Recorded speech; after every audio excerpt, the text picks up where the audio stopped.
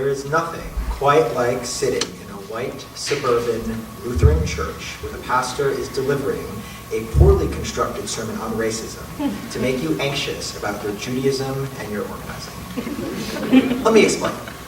I was here to facilitate a meeting on aging and dignity at a leader's church, and I had arrived early so I could attend the Sunday service.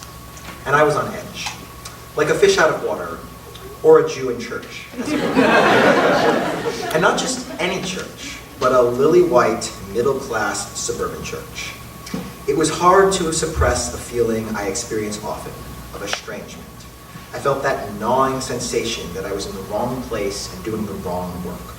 Why was I organizing a community I had no relationship to instead of my own? I became an organizer because I wanted to work in solidarity with people in pain, people on the margins. Yet here I was, with the community of people who wrote the story of this country, whose religion defined normal, whose values politicians eagerly appealed to. Why was I here? I felt my body tighten as the pastor delivered his sermon, a well-intentioned call to racial understanding, hobbled by the monochrome nature of his congregation and its own stifling politeness. My doubts about myself and my place in this work increased. And soon the service was over, and my leader led me to a room filled with 10 or so people who had agreed to be part of our meeting. And over the next hour, I was transfixed by the stories they told.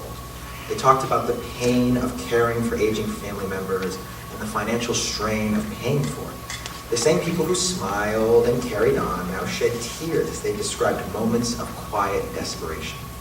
My stomach clenched as I took note of each individual story of loss, struggle, and loneliness. As the parallels between their stories became clear to everyone in the room, I finally understood a lesson from one of our teachers from this past year. Organizing is about making private problems public issues. The people who attended my meeting that day were taught to hide their pain. We all are, and as a consequence, we often exist alone and in silence at the moments when we need community and support the most. I know that I've struggled with how to ask for help and how to be open in a world that disdains vulnerability. The relative ability to conceal pain doesn't mean it isn't there, or the people in question don't deserve to have their stories told.